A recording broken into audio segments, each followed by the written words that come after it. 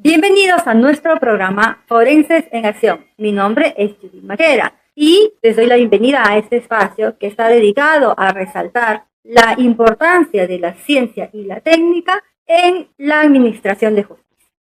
Queremos agradecer también al Centro de Investigación Forense, CIFEC, por el respaldo y el auspicio que nos da. El día de hoy, como inauguración, ante la alta incidencia delictiva en nuestro país por muertes producidas por proyectiles de arma de fuego, hemos decidido invitar a un especialista en balística. Este profesional es un experto en balística y explosivos forenses. Es el experto Walter Cubas Rentería. Tiene más de 29 años como perito oficial y hoy se desempeña en el ámbito privado. A través de su conocimiento y de su experticia, vamos a poder conocer cuál es el respaldo y la necesidad de esta disciplina en la investigación y en el esclarecimiento de diferentes hechos delictivos.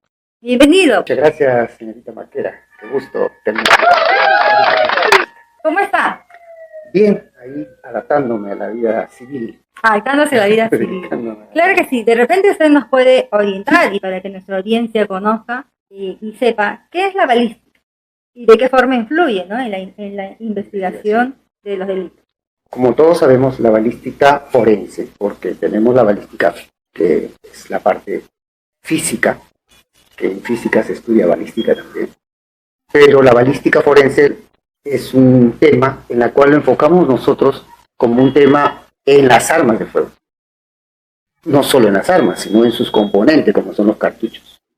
Y más aún, no solo con estos, sino con sus elementos, como son el casquillo y el proyectil, que para nosotros son las evidencias importantes para el desarrollo y esclarecimiento de un delito. Identificar un arma de fuego. Claro que sí. Cuando se producen este tipo de crímenes violentos, donde se utiliza un arma de fuego, es muy importante destacar el análisis de estas evidencias, porque como nos decía el famoso criminalista francés, ¿verdad?, el uso de todo agente vulnerante siempre deja rastros. ¿Cuáles son estos rastros importantes que se pueden identificar y que nos van a ayudar a esclarecer estas muertes violentas en la especialidad que usted ostenta? Recuerden que la balística se divide en partes, en elementos, como nosotros le llamamos, ¿no?, que es la balística interior, la balística exterior, la balística de efectos. Y hoy en día en boga la balística identificativa. Para que exista la balística interior y conocer la balística interior hay que tener conocimiento de que dentro del arma se produce un conjunto mecánico de efectos que producen el disparo. ¿El disparo dónde? En el cartucho. Este cartucho va a tener dos elementos muy importantes que es para nosotros en la identidad balística, que es el casquillo y el proyectil. El casquillo va a dejar marcas identificativas del arma que lo disparó, como es la percusión, los golpes que se producen contra el bloque de cierre, la uña extractora. Cada uno de esos elementos produce una marca que tiene elementos muy diferentes del uno del otro. Igual los proyectiles al salir expulsados por la combustión de la pólvora, estos van a pasar todo el tramo del rayado helicoidal que cuenta el arma. Ese rayado helicoidal, diferente por la diferencia de tipos de armas, algunos son hacia la derecha, con giro hacia la derecha, otros con giro hacia la izquierda, van a producir marcas indistintas, marcas que pueden ser estudiadas y homologadas entre sí, y identificar el arma. Claro que sí. ¿Qué tan cierto es que cada arma deja como una huella en un casquillo, ¿no? Y que con eso es como una identificación única que puede hacer? Eso es cierto, porque así como nosotros los seres humanos tenemos huellas dactilares diferentes, hasta ahora no se ha podido determinar una impresión dactilar igual. En el arma también, cada arma deja una huella diferente. Cada una tiene su marca propia al momento que dispara. Y por eso es lo que le llamamos nosotros, son identificables, ¿no? Son aprovechables para un estudio microscópico comparativo, porque ese es el trabajo que se realiza para identificar.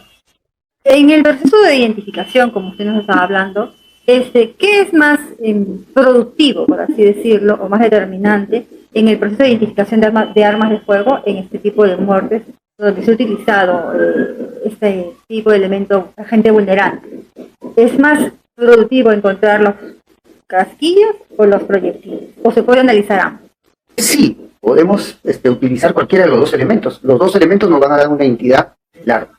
Tanto los casquillos como los proyectiles nos van a dar una identidad del arma. Nos van a decir qué arma fue la que, en caso de casquillos, lo percutió, y en caso de proyectiles, en qué tubo cañón salió.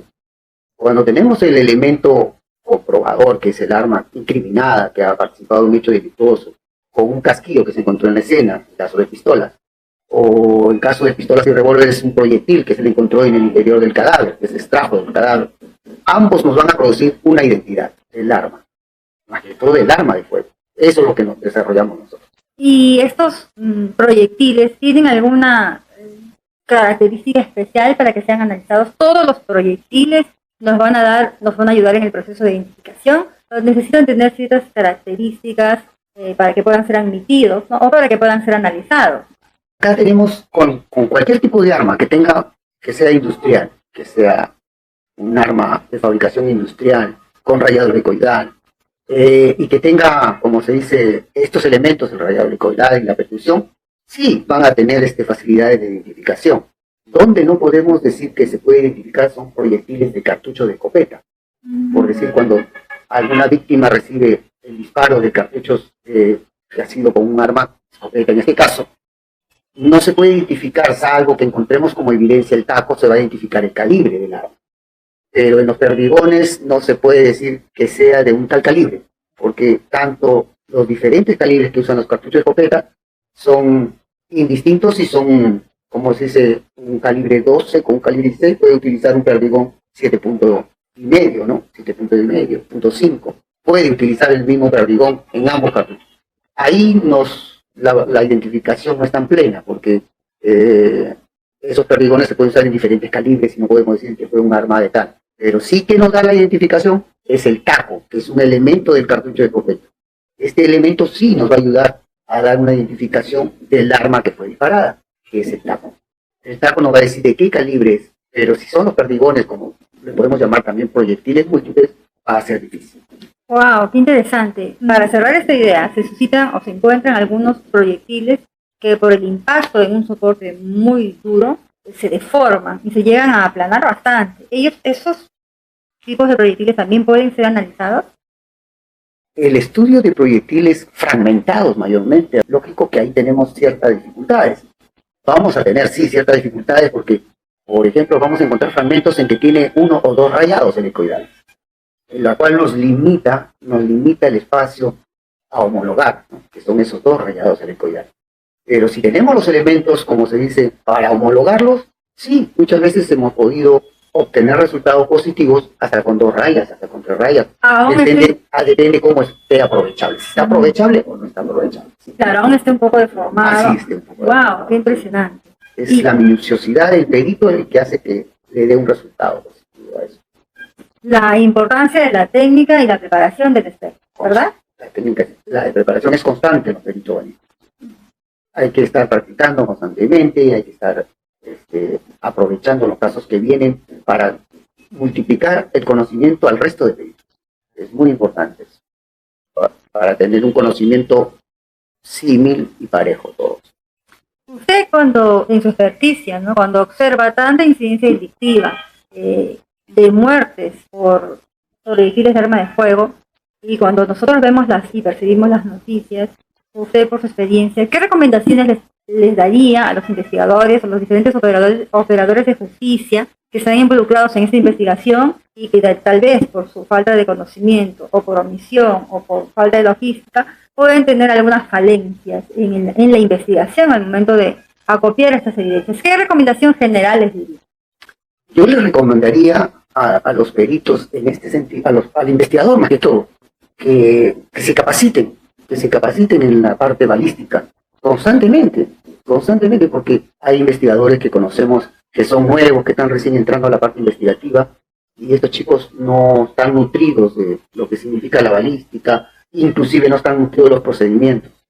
Y es importante que ellos estén en capacitación constante de lo que es los elementos que se deben recoger, la forma en que se deben recoger, si es que no hay peritos en el lugar. En caso de Lima, pues Lima sí, donde estén disponer, ¿no?, de los peritos que se tienen a la mano para el estudio, pero en lugares donde no exista un perito balístico y los pesquisas lo tienen que recoger, hacerlo de la mejor forma. Por ejemplo, recuerden que los casquillos contienen impresiones dactiloscópicas, porque el sujeto lo tocó, lo agarró. Los proyectiles no, porque mayormente vamos a encontrar restos biológicos si es que ha salido, si es un orificio de salida, si ha tenido una trayectoria perforante. ¿Cuál fue el hecho más productivo, por así decirlo, o inquietante, en el que usted con su ciencia ha ayudado a esclarecer un hecho? Usted sabe que como perito tantos años uno ha tenido una serie de casos, y el perito, todos los casos que se le presentan son importantes, eso sí, porque tienes que darle la debida importancia y esfuerzo a que se resuelva.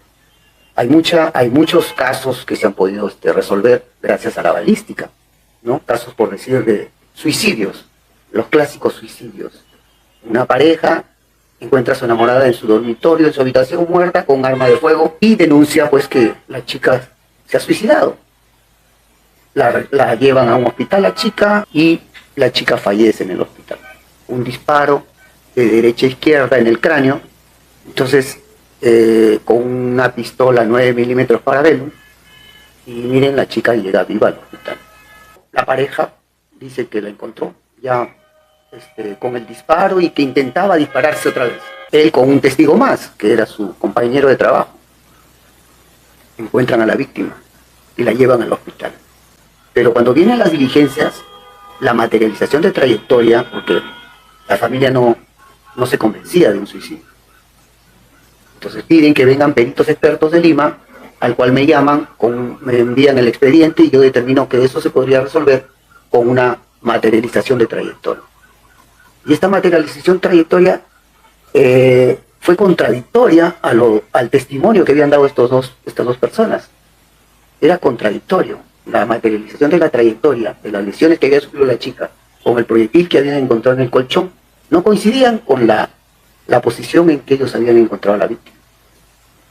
Entonces se determinó que pues no había sido un disparo a mano propia, y esto lo corroboraba el peritaje de absorción atómica, porque la chica arrojaba en sus manos, no arrojaba restos de restos de disparo. Se determinó pues que no había sido un suicidio, sino que era una muerte con mano ajena. Y nosotros como peritos determinamos eso. Claro, no determinamos quién es el culpable, el investigador es el que complementa con el fiscal los elementos para determinar y acusar al real autor del hecho. Qué interesante. En esta pericia de análisis de trayectoria, a usted le permite determinar puntos importantes y claves en la investigación, ¿verdad? Como por ejemplo, la posición. La materialización de la trayectoria nos indica todo el trayecto que el proyectil hace y la posición en que estuvo el autor del disparo, ¿no? La posición de la mano cogiendo el arma. Y esta posición no concordaba con el hecho que ellos decían, ¿no? O sea, de la posición de lateral izquierda que la víctima recibió el disparo a una posición lateral derecha y que quiera suicidarse todavía, era imposible. No, era un argumento demasiado inverosímil e inclusive forzado, ¿no? Es difícil que una víctima con un disparo en el cráneo se voltee de la posición lateral izquierda a la posición lateral derecha. Es difícil. Claro que sí. Y este tipo de hechos se suscitan mucho, ¿verdad? En las muertes, aparentemente, por mano propia, en los denominados suicidios, siempre sí surge esta controversia, ¿verdad? Si se autolesionó o si se autodisparó y en la misma persona, o si hubo alguien involucrado. Y es importante que se analicen bien las evidencias para que se puedan esclarecer estos hechos, ¿verdad? Exacto, es importante el estudio de la escena, como si elementos que lleven a determinar el hecho. En este caso que le comento, por ejemplo, hubo un elemento que se perdió, que era la almohada. La chica tenía un disparo en el cráneo donde no se encontraban características de corta distancia. Significaba que el disparo se había producido con la interposición de otro elemento. ¿Y qué era? Era una almohada, que le habían puesto una almohada y le habían disparado. O sea, la chica, si se quería suicidar, no se va a poner una almohada y dispararse. Entonces, esos elementos coadyuvaron a que se determine que esta chica no tomó el arma y no se disparó. Independientemente del examen de restos de disparo que se hicieron en las manos de la víctima, también no tenía la lesión las características propias de un disparo a corta distancia, ¿verdad? Y eso le llevó a pensar, me imagino, a la familia y a discrepar con la investigación. Por supuesto, habían elementos que el abogado había encontrado en el estudio del documento del protocolo de necropsia, que no concordaban con un disparo a corta distancia, porque no habían los elementos típicos que se forma, que deja un fogonazo con un arma de fuego, y de este calibre, inclusive, que era un 9 milímetros parabeno, un proyectil con mucha potencia, y que va a dejar una quemadura, un chamuscamiento muy evidente, que no lo encontraron en la víctima a la hora que lo atendieron en el hospital. Muy interesante, claro que sí. Cuando se suscitan este tipo de hechos, siempre es necesario buscar la opinión de un experto, porque se suele suscitar en algunos casos que a veces el Ministerio Público no realiza las pericias correspondientes, o tal vez la pericia oficial no ha abarcado todos los puntos, ¿no? Entonces es importante siempre buscar o conocer o tratar de que estas investigaciones siempre estén respaldadas por análisis técnicos o análisis científicos, que nos va a ayudar a reconstruir mejor el hecho suscitado y nos va a conducir a futuro a conocer la verdad de qué pasó, ¿verdad? De qué fue lo que sucedió. Si bien es cierto, usted nos ha dicho que todos sus casos son importantes, pero a veces en nuestra experiencia como forenses, ante tantas muertes en 29 años, me imagino que ha investigado muchas muertes, ha participado en el análisis de situaciones donde se utilizaron un arma de fuego. Debe haber algo que lo ha conmovido. Bueno, realmente hay hechos sí que han tenido pues un entorno muy grave, ¿no? Muy conmovedor, ¿no? Casos como el que hemos comentado, por decir, fue un caso muy conmovedor, porque la familia reclamaba justicia, y había un trabajo de investigación casi nulo, no había esa investigación, como se dice, minuciosa, férrea. Realmente nos llamaron a nosotros peritos de Lima porque ya el abogado, la familia ya no confiaba en los peritos del lugar, y no solo desconfiaba, también hasta de la autoridad fiscal, desconfiaba de los que estaban a cargo de la investigación. Entonces nos llamaron a nosotros, y ahí podemos ver entre las fotos elementos que no eran concurrentes, ¿no? A mí me conmovió mucho este caso por la justicia que pedía la familia y los años que habían pasado ya de investigación, y pude ver que esa lesión en morgue no era concurrente con un disparo a corta distancia, porque ahí había otro elemento que se había colocado, una almohada. Se determinó que era una almohada porque a la hora de la reconstrucción las almohadas las quemaron.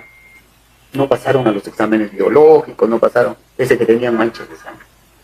No se hizo exámenes biológicos en las almohadas. La verdad no sé por qué se retrasó tanto este caso, porque este caso duró como más de 10 años, si no me acuerdo. ¡Wow! ¡Qué increíble! Sí. A los 10 años me llamaron a una audiencia final, realmente, y les pude explicar a la sala penal, les pude explicar cómo se habían sucedido los hechos, que ellos se quedaron sorprendidos de por qué la acusación fiscal no se iba por ese sentido, ¿no? Y se iba más por la cuestión del suicidio, ¿no? Y el peritaje realmente fue el que resolvió ese caso y, bueno, tranquilizó a una familia, ¿no?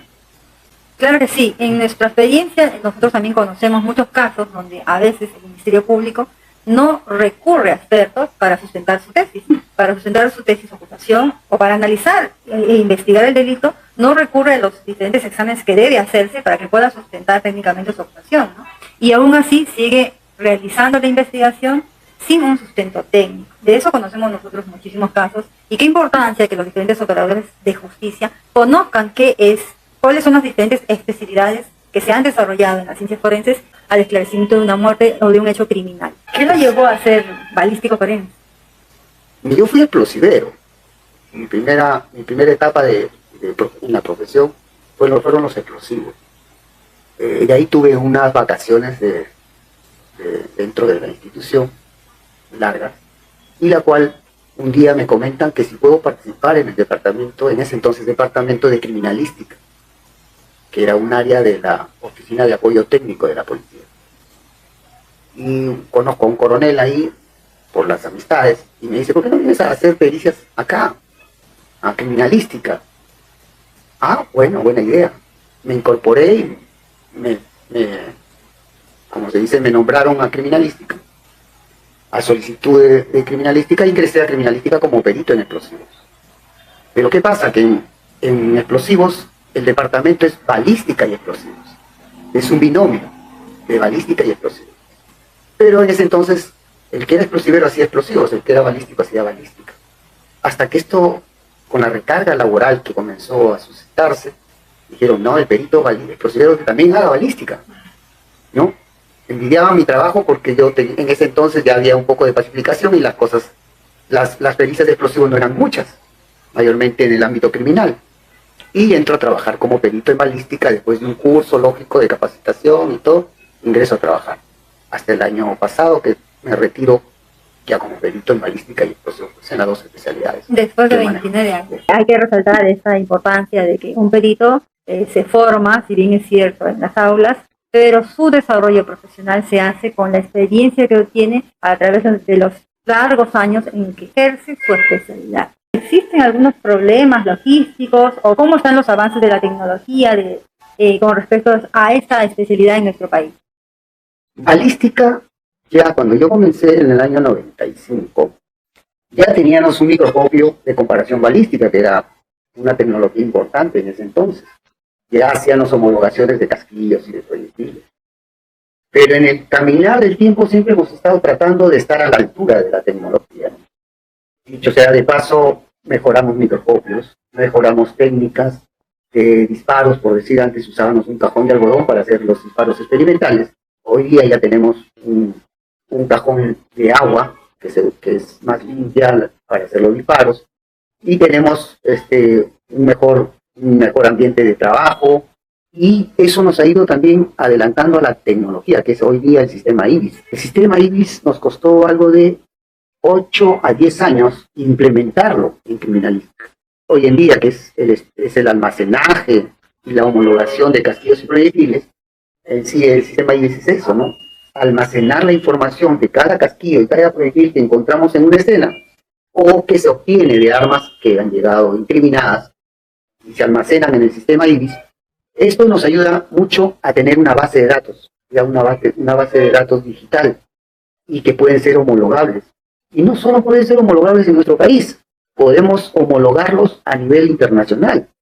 Por ejemplo, ya hemos tenido casos de homologación con Chile, donde una banda asaltó en Lima, asaltó en Arequipa, y se fueron a Santiago de Chile, a Santiago, a operar. Y los peritos allá, como tienen este mismo sistema, nos solicitaron, como eran peruanos, solicitaron si esas armas que ellos habían incautado en Chile guardaban relación, y encontramos que sí, que esa arma había sido utilizada en Lima, había sido utilizada en Arequipa, y había sido utilizada por estos delincuentes. Entonces, la tecnología hoy en día sí nos está dando buenos resultados, pero necesitamos constantemente que la institución misma reconozca que la tecnología nueva, moderna, es importante para el desarrollo de la criminalística. Es muy importante. Hay que hacer entender a las esferas que manejan la parte económica de que cuando nosotros como usuarios de los temas digamos algo de tecnología, nos lo faciliten y no se pongan obstáculos en el camino para el desarrollo. Otras instituciones como nosotros a nivel nacional están desarrollando mucho en experimentos, en estudios. Realmente acá nos falta eso, que también nos capaciten constantemente en todo tema, en documentación, como se dice, en tener una biblioteca nutrida de opiniones de peritos balísticos del mundo, ¿no? Para nosotros irnos capacitando y mejorando en la balística. Esa sería mi opinión, ¿no? Claro que sí, en nuestro país estas especialidades las desarrolla actualmente la Policía Nacional del Perú, y es importante que estos expertos siempre estén capacitados constantemente, como usted bien lo ha dicho, por expertos nacionales y también por expertos extranjeros, ¿no? Que nos puedan ayudar con los avances de la ciencia y de la tecnología, perfeccionar el trabajo que estos profesionales realizan. Y efectivamente usted ha tocado un tema bastante sensible, ¿no? La falta de equipamiento tecnológico de los diferentes áreas que abarcan la investigación. Porque yo imagino que aquí en Lima sí está desarrollado, sí tienen la tecnología, pero ¿cómo estarán nuestros peritos, o cómo están las oficinas a nivel nacional, ¿no? Porque conocemos que, si bien es cierto, Lima es grande y está desarrollada, pero los hechos delictivos se transcurren a lo largo y ancho de todo nuestro territorio nacional, y obviamente la dirección o el laboratorio que tenemos en Lima no puede abarcar todos los exámenes que se realizan, o ya ha avanzado este sistema, esta base de datos IBIS que se nos menciona, nos comenta, tiene algunas sedes a nivel nacional, imagino que sí. Claro, realmente el IBIS lo hemos logrado no solo centralizar, ¿no? Hoy en día ya tenemos una sede en Arequipa y tenemos una sede en Chiclayo. Ambas, como se dice, abarcan una zona de un determinado territorio en el país, ¿no? Chiclayo abarca la zona norte, Arequipa la zona sur y Lima la parte centro, con la sierra y la selva también. Pero no es suficiente. Vemos que hoy en día el delito con armas de fuego es muy común. Y no solo acá en Lima, ¿no? En todos los lugares del país se utilizan las armas de fuego para cometer el delito. ¿Qué pasa con los laboratorios de provincia? Sí, están un poco descuidados por la institución en el ámbito logístico. Sí, están un poco descuidados. Pero hoy día he visto que están promoviendo el área de criminalística, de que los gobiernos regionales que tengan laboratorios de criminalística apoyen a esos laboratorios en la parte estructural, la parte de tecnología para ellos. Y es importante porque muchas veces hemos podido apreciar en las noticias que estos gobiernos regionales devuelven mucho dinero. Devuelven mucho dinero y no se atiende a todas las necesidades de la región. Y está bueno este convenio que están haciendo con todos los gobiernos regionales para que los gobiernos regionales apoyen a la criminalística en sus sedes, ¿no? Y dicho sea de paso, hace poco hubo una feria tecnológica donde han venido gobernadores de otras regiones a verificar la tecnología en ADN, en balística, en recojo de huellas, en trato de escena del crimen, que ha sido muy importante, que ojalá que eso dé un resultado futuro muy bueno. Claro que sí, es importante que el gobierno, el Estado y las diferentes áreas que manejan los recursos de nuestro país inviertan en medios tecnológicos para que los forenses puedan hacer su trabajo, porque los forenses están distribuidos a nivel nacional, y que se haga el equipamiento necesario que necesitan esos especialistas para poder contribuir con su experticia en el esclarecimiento de diferentes hechos delictivos. Sin embargo, es importante la capacitación y la implementación logística, ¿verdad? Muy importante. La capacitación es como se dice, el nutriente que debe tener el delito constantemente para su mejora, para su profesionalismo. Sí, es muy importante. ¿Qué considera usted o qué condiciones cree que debe tener un perito balístico? ¿Cuál sería su perfil de ese profesional o de aquel que quiera incursionar, ¿no?, de cualquier efectivo o el que quiera capacitarse y especializarse? ¿Qué condiciones o requisitos debe reunir este ser? Para mí, lo primero que debe tener un perito es en balística, lógico, ¿no? En balística es el conocimiento. El conocimiento y la capacitación importantísima. Y que le guste también, porque no es un trabajo de 8 horas, realmente. No es un trabajo que tú llegas a las 8 y sales, cumples tus 8 horas y te vas. No. Realmente a veces es un trabajo de muchas horas, porque te toca un caso en que tienes que homologar, tienes que identificar el arma, y eso no lo haces en 8 horas. Tienes que tomarte el tiempo necesario para hacerlo. Entonces, yo considero que el perfil de un perito es que le guste este trabajo. Recuerden que este trabajo de balística es un trabajo casi de tiempo completo. Y tiene que gustarte las armas de fuego. Por ejemplo, hay que conocer mucho de armas de fuego, hay que conocer un poco de física, ¿no? Esos serían los requisitos para ser un buen perito, ¿no? Claro que sí, eso y es necesario que los profesionales reúnan esas características. Sí. Yo imagino que los hechos en flagrancia delictiva deben absorber más el tiempo del perito. Los delitos de flagrancia que piden las pericias no para mañana, sino para ayer. Sí, a veces se suele necesitar que todo lo quieren para ayer, y sobre todo en este tipo de hechos, cuando hay detenidos en flagrancia delictiva, exigen que el perito trabaje más de las horas que ya estipuladas, ¿no? Porque entiendo que cuando tienen ese tipo de hechos y sobre todo en estos juzgados de flagrancia delictiva que está promoviendo actualmente el Estado, requieren pues un servicio de 24 horas, 24/7. 24/7, todos los días, todas las horas, y debe haber profesionales dispuestos a sacrificar en algunos momentos de repente sus horas de franco, porque en el trabajo que hace un perito hay horario de ingreso, sí, pero no hay horario de salida. No existe horario de salida, ¿verdad? Sí.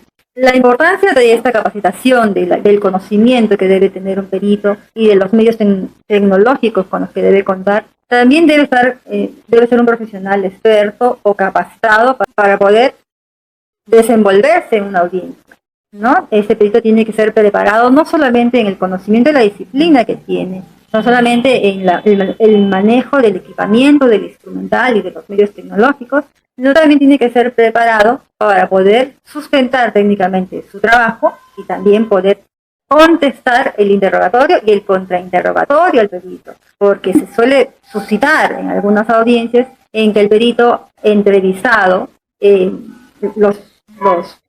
la defensa técnica suele ser a veces muy agresiva con los peritos, ¿verdad? Suele ser muy agresiva y el perito tiene que saber de qué manera puede desenvolverse en estas audiencias, porque puede tener mucho conocimiento, pero si no puede plasmar el conocimiento o sustentar el conocimiento que tiene en una audiencia, le puede traer problemas.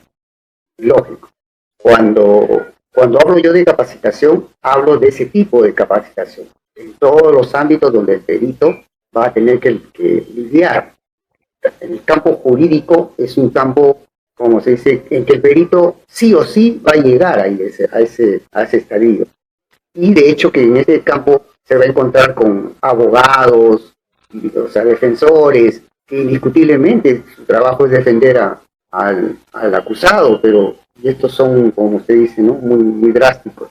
Entonces el perito tiene que saber manejar emociones, saber controlar emociones, porque a veces te hacen preguntas en tono fuerte o en tono, como se dice, para uno agresivo, ¿no? Y uno tiene que saber controlarse y también la ventaja que tiene el perito es que tiene el conocimiento y lo único que tiene que es la institución capacitarlo en el manejo de ese tipo de cosas. Y esas son capacitaciones con profesionales que conocen de litigación, todas esas cosas, que sí pueden capacitarse los peritos en ese campo, porque sí te enfrentas a un juzgado que, por ejemplo, el fiscal, tú eres su testigo, recuerda que uno va y es el perito testigo del fiscal, y a veces el fiscal es el que te quiere sabotear el trabajo. Sí. Entonces te hace preguntas, como se dice, que a veces no van al caso, ¿no? Preguntas que no van al caso, pero que tienes que contestarlos, ¿no? Tienes que responderlo. O te quieren limitar las respuestas, ¿no?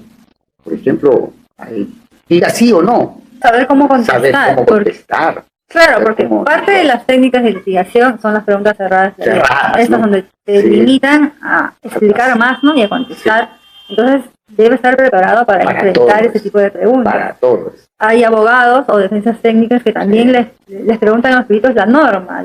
Dígame la norma que regula este procedimiento. No el procedimiento técnico, sino el procedimiento de repente delictivo, de una norma que no tiene nada que ver con el procedimiento técnico.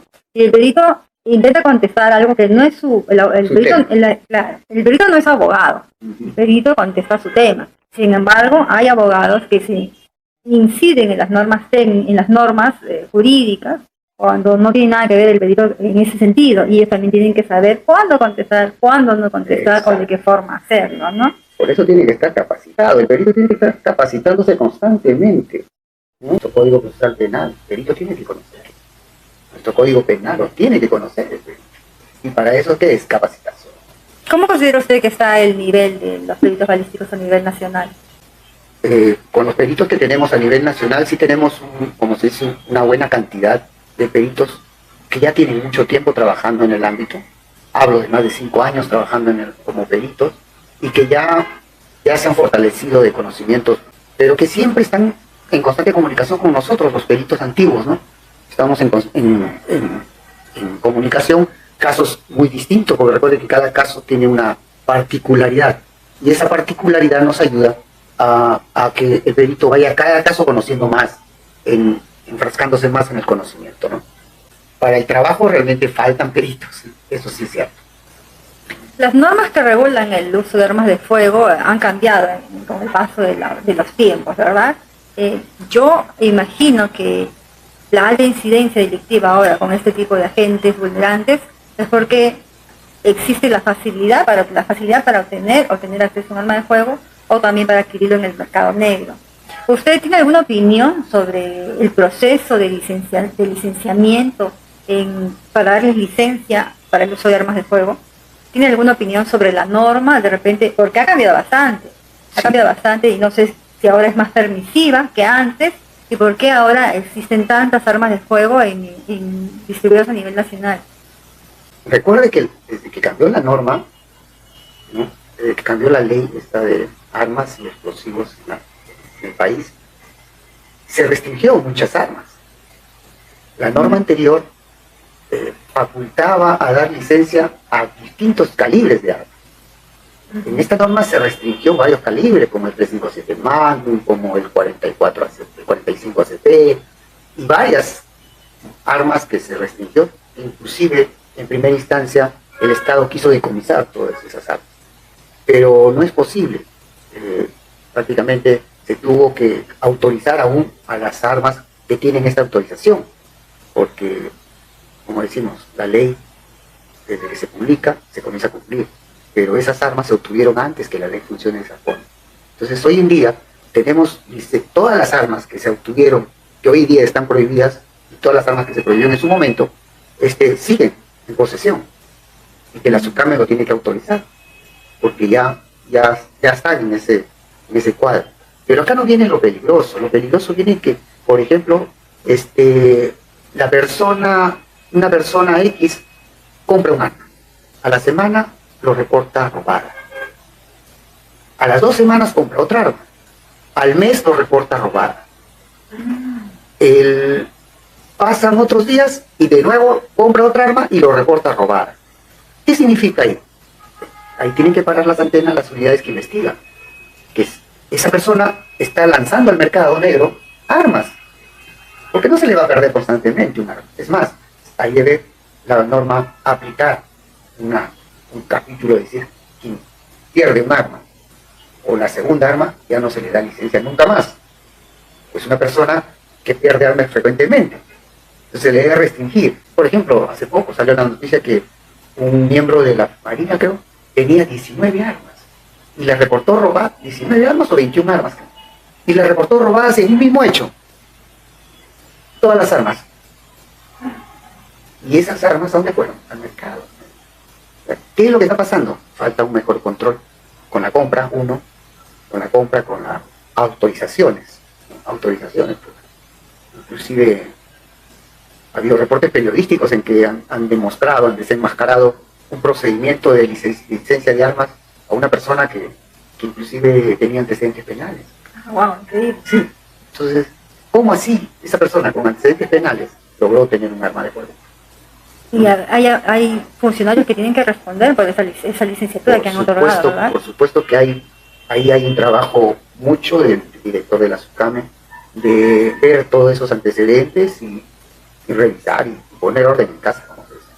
Claro, en este caso, estas licencias, quienes regulan este procedimiento es la SUCAME. Entonces ellos deben poner o mejorar sus procesos, ¿no? Mejorar los procesos para otorgar este permiso, poner restricciones, porque a la larga es un tema que no se toca en ningún medio de comunicación, pero es un tema que nos perjudica a todos. Entonces es obligación del ente regulador de empezar a verificar sus procesos, mejorarlos y analizar la problemática y empezar a poner restricciones. Acá lo que pasa también, por ejemplo, no hay una base de datos.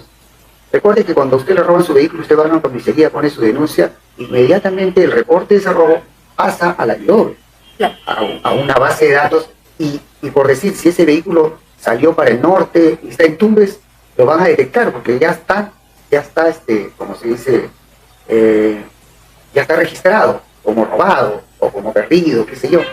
En las armas debe existir lo mismo. Faltan ese tipo de bases de datos.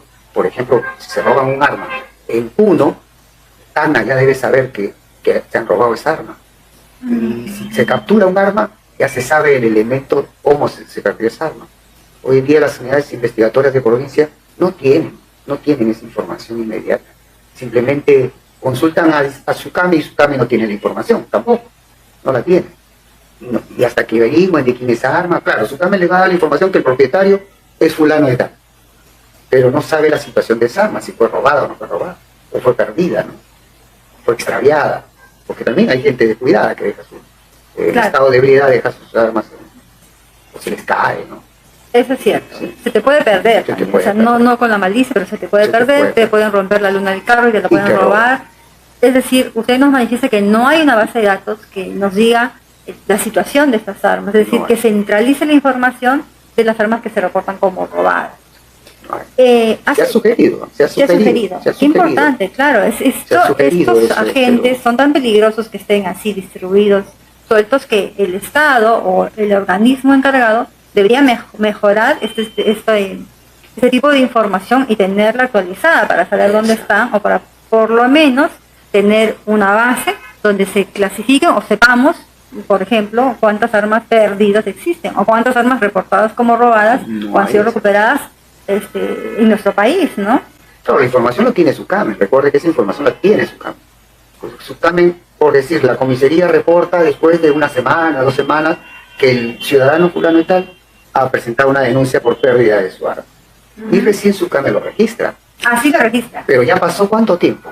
¿Qué tal si esa arma lo encontramos al día siguiente o en un delito flagrante lo capturan esa arma? No se sabe. No es un proceso inmediato. Claro, que hoy en día, por ejemplo, tenemos la base de datos en las comisarías. ¿No? En las comisarías tenemos una base de datos que lo podemos ver de tal comisaría a otra comisaría, qué es lo que sucedió. Pero registrar una base de datos, o sea, de que cada comisaría, ni bien se reporta un hecho como estos, vaya a una base de datos como inmediata, que el policía que investiga lo tenga a la mano, que es una herramienta más. Recuerde que la investigación se maneja, los resultados de una buena investigación se manejan con información, y esa información es la que falta. Hace un tiempo estaban tratando de modificar la norma para que todas las armas de fuego que se compraran en nuestro país dejen un registro de su disparo en la SUCAME o en la Dirección de Criminalística. Hoy en día ya tenemos... ¿Ya está regulado? No, está regulado, normado, pero no se está ejecutando. Ese es el gran detalle. El detalle es por qué. Bueno, como siempre, a veces las cosas no se han hecho adecuadamente. En este caso, ya se tienen los equipos para hacer el trabajo que se llama de registro de identidad de las armas. Este registro de identidad para las armas es, por decirlo así, de esta forma, ¿no? La persona que va a pedir una licencia de un arma, a comprar un arma y pide su licencia, el ciudadano va a tener que ir a criminalística, sacarle los disparos experimentales de su arma, y esa información de los disparos va a una base de datos.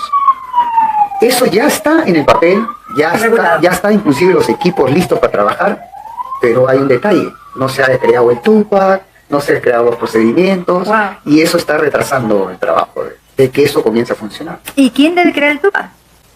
Se supone que la unidad administrativa. ¿En este caso? En este caso sería la Dirección de Criminalística con la Dirección General, la Comandancia General, ¿no? Interesante. Y está retrasándose por eso, ahorita. Por la falta de un texto único de procedimientos. Texto único de procedimientos. Que regule cómo se va a hacer. Por ejemplo, hasta ahora... Y el costo que va a tener. El costo que va a tener. Criminalística, por ejemplo, tengo entendido que ya está comenzando a hacer una marcha blanca. ¿Qué significa? Que ya está convocando a policías que tienen arma de fuego para que pasen su identidad balística. Ya eso lo tendrá que asumir el costo de la policía, el Ministerio Interior y todas esas cosas. Pero ya están haciendo una marcha blanca, ¿no? Con efectivos policiales que tienen arma. Que compran o quieren un arma para su... Y de ahí van a comenzar, hasta que salga esto del TUPAC, tienen que comenzar con miembros de las Fuerzas Armadas, ¿no? Que también tienen armas. Y con el ciudadano común. Y después tiene que ser con el ciudadano común. Claro, que es lo más importante, ¿no? De tener ese registro. Qué importante que se realicen. Qué lamentable que estos trámites administrativos demoren tanto, ¿verdad? Demoren tanto en que sean aprobados para que se empiece a iniciar el procedimiento. Porque si ya está regulado en la norma, es un gran paso, porque como ha mencionado el experto, las bases de datos O sea, las fuentes de información con las que cuente el que investiga el delito son muy importantes. Y estas fuentes tienen que ser actualizadas y tienen que ser inmediatas para que no se retrase el proceso de investigación. Para que haya mejores resultados, ¿no? Claro que sí, porque las bases de datos, las bases de datos a las que pueda recurrir un investigador policial son importantes. Entonces, si esta base ya está regulada para que exista, ya tiene la Dirección de Criminalística, toda la implementación, y ya tiene el instrumental, y ya tiene el personal listo en sus marcas para hacer el procedimiento, y que no lo pueda hacer porque no hay un trámite administrativo, o sea, no se ha hecho el TUPA, es bastante lamentable y perjudica en la investigación delictiva y a la larga perjudica en la administración de justicia, y eso contribuye con la inseguridad ciudadana. Entonces, los encargados de hacer este procedimiento tienen que hacerlo y poner celeridad a estos procesos porque nos perjudica a todos los ciudadanos. Sí. Claro, yo imagino que sí, porque entiendo que la dirección tiene los profesionales, se esfuerza por tener sus procesos al día, pero tiene una traba en el Ministerio del Interior, tal vez, no lo sé. Tendríamos que averiguar y investigar más dónde se está retrasando el trámite para que el texto único de procedimientos administrativos que regule que todos los ciudadanos cuando compren un arma de fuego dejen su huella, su identidad balística y la identidad balística en la Dirección de Criminalística, que es el ente rector de todo el sistema criminalístico policial. Se está retrasando este procedimiento. Es importante saber dónde está el error, ¿verdad? O dónde está la traba o dónde se quedó, porque definitivamente que la Dirección de Criminalística pueda tener con las bases de datos que la ley le faculta, porque está facultada a tener muchas bases, desarrollar bases de datos que son importantes en la investigación delictiva, esto a la larga perjudica a la seguridad ciudadana, de la cual que nosotros ahorita estamos sufriendo mucho por la alta inseguridad. Entonces hay que ordenar todos estos procedimientos y hay que potenciar estas bases de datos que son tan necesarias en nuestro país. Tienen aquí muchos casos, muchos expedientes para que nosotros podamos analizarlos y revisarlos.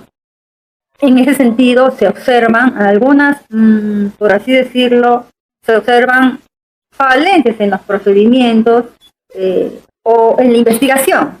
Se observan falencias en la investigación a nivel fiscalía, ¿no? Como le dije inicialmente, porque suelen omitir o retrasar o no solicitar algunos exámenes judiciales que pueden ser fundamentales en la investigación que ellos están realizando. ¿Qué recomendación usted le daría a aquellos que patrocinan la investigación del delito? Recuerde que, de acuerdo al Código Procesal Penal, el fiscal es el director de la investigación. Es responsable de la investigación. Una mala investigación, responsabilidad es de él y de policías que no investigaron apropiadamente. Pongamos en el término de que el fiscal es un ser humano y que conoce las cosas, conoce por sus estudios el derecho, pero no conoce la parte procedimental de una investigación. La parte técnica. La parte técnica que el investigador sí lo conoce. Yo considero que ahí debe haber un binomio que debe estar recontra unido, porque está bien, el fiscal es el que dirige la investigación, pero el policía es el curtido en la investigación, es el que conoce los detalles, las cosas, ¿no? Entonces, trabajar de forma separada no me parece correcto. En cambio, trabajar de forma armoniosa con el investigador y con los peritos, resuelve todo. Eso falta ahí. Yo le aconsejaría eso. Un trabajo coordinado en equipo, tanto con el personal de investigación, con el personal policial, como con los peritos, ¿verdad? Un trabajo coordinado y que sin relación de subordinación, porque creo que el problema que existe es que se creen que uno está subordinado al otro, cuando no es así, ¿no? El trabajo en equipo es importante en este tipo de hechos, ¿verdad? Y lo hemos hecho cuando se ha hecho trabajos, como se dice, multidisciplinarios. Hemos trabajado en el crimen, en la fiscalía y todo. Ha habido resultados muy buenos. Y hoy en día, una tonta discrepancia entre uno y el otro no se pueden resolver los casos. Claro que sí, lo que acaba de decir nuestro experto es muy importante. La capacitación de los miembros del Ministerio Público también es muy necesaria, que conozcan la ciencia, que conozcan el procedimiento técnico, que sepan trabajar en equipo y que conozcan también las diferentes especialidades que ha desarrollado nuestro país a nivel forense, que puedan respaldar la investigación delictiva. Para cerrar esta entrevista, para cerrar este programa, nos gustaría que usted nos cuente de manera muy sucinta cuál es la importancia de la especialidad de la balística en la investigación del delito. La balística, tanto como la biología, tanto como la química, la toxicología, todas esas especialidades son importantes para la investigación, ¿no? Porque al final la investigación, ¿qué resuelve? Resuelve un caso, se hace justicia con eso. Entonces, es muy importante porque tiene ese don de resolver el caso y hacer justicia.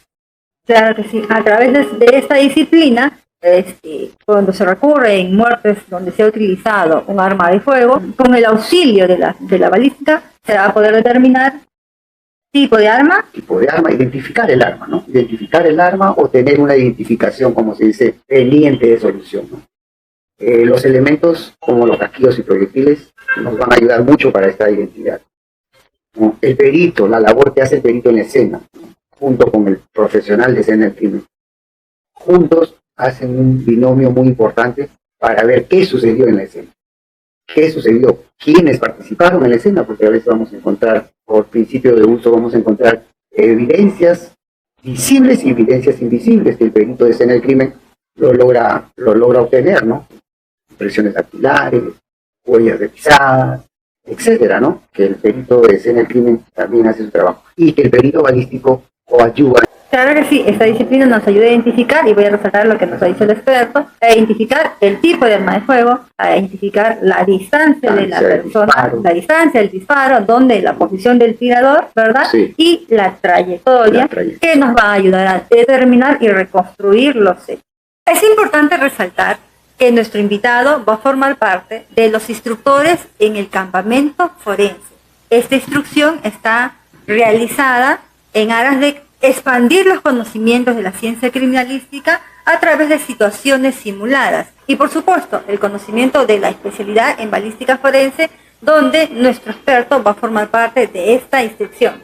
Sí, estaremos ahí apoyando este nuevo proyecto que están haciendo. Estaremos apoyando lo que es la balística interior, un poco de balística interior para que conozcan cómo es la balística interior y la balística de efectos, que es una importancia, ¿no? Y aunado a eso la trayectoria, para ver las trayectorias y todo eso. Claro que sí, va a ser una capacitación muy interesante donde efectivamente van a conocer cada parte de la balística y de qué forma ésta influye en el esclarecimiento de hechos delictivos. Asimismo, si estás en nuestra audiencia y tienes un caso que quieras que sea revisado por los forenses, porque tal vez sientes que no se realizó una investigación adecuada, o crees que se están tardando demasiado en reunir o acopiar los medios de prueba, escríbenos, mándanos tu caso y este será analizado por diferentes expertos donde podrán dar una opinión técnica sobre el caso que aún no ha sido esclarecido. Gracias a todos por su participación.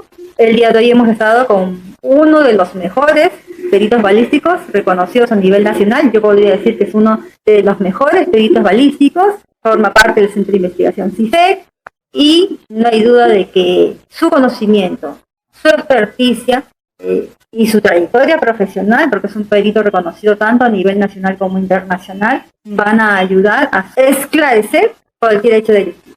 Gracias por visitarnos, síganos en nuestras redes y los invitamos a nuestro siguiente programa. Unas palabras de despedida.